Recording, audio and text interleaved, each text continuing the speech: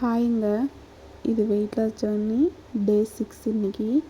இன்றைக்கி மார்னிங் எழுந்த உடனே வெயிட் பார்த்தேங்க. 67.95 இருந்தது. அதுக்கப்புறம் வாமா ஜீரா வாட்டர் குடிக்கலான்னு சொல்லிட்டு தண்ணி ஊற்றி லைட்டாக ஜீரா போட்டு அதை அடுப்பு மேலே சூட வச்சு கொஞ்ச நேரம் கொதிக்க வச்சு வடிகட்டிட்டு ஆற வச்சு குடிக்கணுங்க.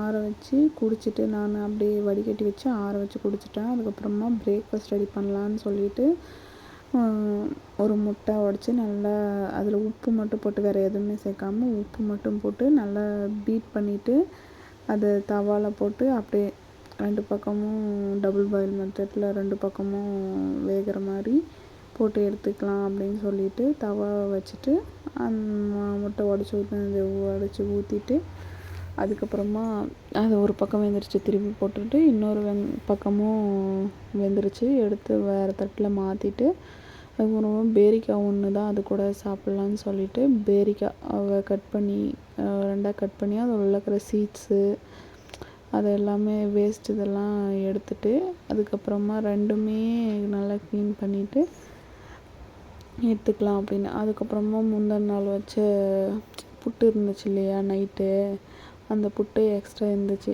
அந்த புட்டு கொஞ்சம் சாப்பிட்லாம் அப்படின்னு சொல்லிட்டு புட்டு வச்சு சாப்பிட்றதுக்கு ரெடி பண்ணிட்டேன். புட்டு வந்து நல்லா தாங்க இருந்துச்சு, நேற்றும் நல்லா தான் இருந்துச்சு, இன்றைக்கும் நல்லா தான் இருந்துச்சு.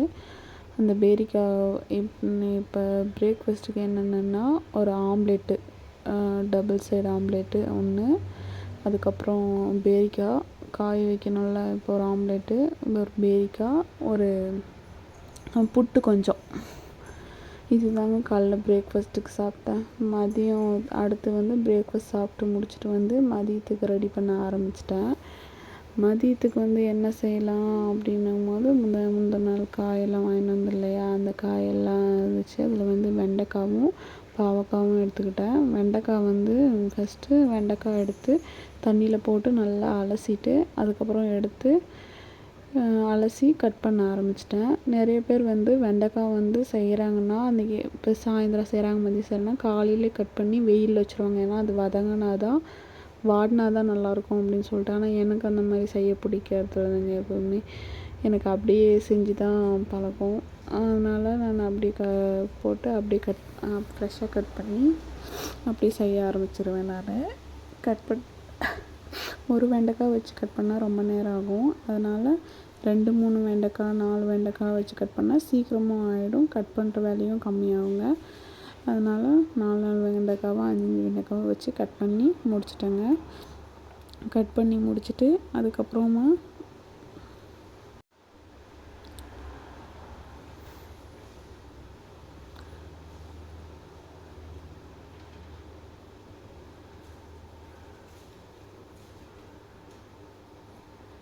கட் பண்ணிவிட்டு அதுக்கப்புறம் அது வணங்குறதுக்கு வந்து புளிக்குழம்பு மாதிரி தாங்க ரெடி பண்ணலான்னு சொல்லிட்டு ரெடி பண்ணிகிட்ருந்தேன். அதுக்கு வந்து வெங்காயம், ஒரு தக்காளி, ஒரு வெங்காயம், வெண்டைக்காய், இது 3 வெங்காயத்தை நல்லா குட்டி குட்டி பீஸாக கட் பண்ணிவிட்டு தக்காளியும் அதே மாதிரி குட்டி குட்டியாக கட் பண்ணிவிட்டு அது ஒரு ஓரமாக எடுத்து வச்சுட்டு லைட்டாக புளி வந்து பக்கத்துலேயே ஒரு எலுமிச்சம்பழம் சைஸ் புளி வந்து ஊற வச்சுக்கோங்க. நான் வந்து அதை புளி போட்டு ஊற வைக்கிறத நான் காமிக்கலை. அது புளி ஊற வச்சு எடுத்து வச்சுக்கோங்க. தக்காளியை கட் பண்ணிவிட்டு ஒரு ஓரமாக எடுத்து வச்சுட்டு அதுக்கப்புறமா அடுப்பு பற்ற வைக்க ஆரம்பிச்சிடலாங்க. எப்போவுமே நம்ம எல்லாமே ரெடி பண்ணிட்டு அடுப்பு பற்ற வச்சிங்கன்னா சீக்கிரமாக வேலை முடியும். அதனால் எல்லாமே ரெடி பண்ணிவிட்டு வானல் எடுத்து வச்சுட்டு லைட்டாக எண்ணெய் ஊற்றி கடுகு போட்டுட்டு, ஏன்னா இந்த வெயிட்லெஸ்ஸில் வந்து எண்ணெய் அதிகமாக சேர்க்க வேணாம், அதனால் கொஞ்சம் கொஞ்சமாக எண்ணெய் சேர்த்தாவே போதும். போட்டு வெங்காயம் போட்டு கருவேப்பிலை போட்டு நல்லா வணங்கட்டும். அதுக்கப்புறமா தக்காளியும் போட்டு அதுவும் நல்லா வணங்கட்டும். தக்காளி வணங்கிறதுக்குள்ளே நல்லா தக்காளி வணங்கிட்ட அப்புறம் வெண்டைக்காய் இன்னொரு பாத்திரத்தில் லைட்டாக எண்ணெய் ஆயில் விட்டு ஃப்ரை பண்ணி வச்சுருந்தேன், அதுவும் இது கூட சேர்த்துக்கலாம். சேர்த்துட்ட அப்புறம் மசாலாஸ் எல்லாம் சேர்த்துக்கலாங்க. இதுலேயே கொஞ்சோண்டு மிளகாத்தூள், குழம்பு மிளகாத்தூள், அப்புறம் மஞ்சத்தூள், அப்புறம் கொத்தமல்லி தூள், இதெல்லாம் சேர்த்து நல்லா வணங்கிட்டு அதிலே அப்படியே புளி தண்ணி ஒரு எலுமிச்சம்பழம் சைஸ் கரைச்சி வச்சுருந்து சொல்லலாம், அந்த புளி தண்ணி ஊற்றிட்டு நம்மளுக்கு எவ்வளோ தண்ணி தேவையோ அவ்வளோ ஊற்றி நல்லா கொதிச்சதும் கொதித்ததும் இறக்கி வச்சிடலாங்க.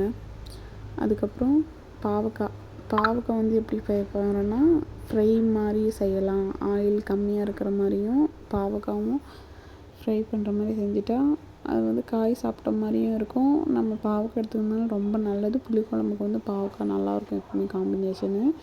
அந்த பாவக்காவை வந்து சின்ன சின்னதாக கட் பண்ணாமல் ரவுண்டாக கட் பண்ணிட்டேன். இன்றைக்கி ஒன்று டிஃப்ரெண்ட்டாக ட்ரை பண்ணலாம் அப்படின்னு சொல்லிட்டு ரவுண்டாக கட் பண்ண ஆரம்பிச்சிட்டேன். ரவுண்டாக கட் பண்ணி முடிச்சிட்ட அப்புறமா அதில் இருக்க விதையெல்லாம் இருக்குல்லங்க, சின்னதாக இருந்தால் நம்ம அப்படியே சாப்பிட்டுக்கலாம். பெருசாக இருக்கிறது இருந்தால் அது ஓடு மாதிரி ஆகிடுதுல்ல, அதனால் சாப்பிட்டு தொண்டையில் சிக்கிக்கும் இல்லைனா எதுனா ஆகிடும்னு சொல்லிவிட்டு அந்த பெரிய சீடு இருக்குல்ல, அந்த பெரிய சீடை மட்டும் ரிமூவ் பண்ணிடணும். ரிமூவ் பண்ணிட்டா நம்ம செய்யறதுக்கும் ஈஸியாக இருக்கும், சாப்பிட்றதுக்கும் ஈஸியாக இருக்கும். வேறு ஒன்றும் இல்லை.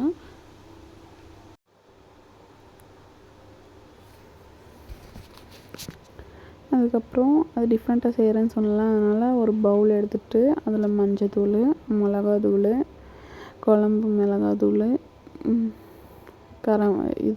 கொத்தமல்லி தூள் எல்லாம் போட்டுட்டு அந்த காயை நல்லா வாஷ் பண்ணிவிட்டு அதில் நல்லா கலந்து ஒரு ஓரமாக எடுத்து வச்சிடணும். அது கொஞ்சம் ஊறணும். ஒரு 1/4 மணி நேரம் செய்யறதுக்கு ஒரு 1/4 மணி நேரத்துக்கு முன்னாடி போட்டு நல்லா பெரட்டி ஊற வச்சிட்டிங்கன்னா அதில் இருக்க கரசப்பு தன்மை போய் கொஞ்சம் அதெல்லாம் ஊறிடும். நல்லா ஊறினப்புறம் ஒரு வாணலி எடுத்து வச்சு லைட்டாக எல்லா பக்கமும் அப்ளை ஆகிற மாதிரி நல்லா பூசிட்டு அதுக்கப்புறமா அதை ஒரு ஓரமாக வச்சுருங்க. ஒரு 1/4 மணி நேரம் அப்படியே நல்லா ஊறட்டும், எல்லாமே இறங்கட்டும். அந்த பாவக்காய்க்குள்ளே உப்பு போட்டிருந்தேங்க, நான் சொல்ல மறந்துட்டேன், போட்டுக்கோங்க நீங்கள்.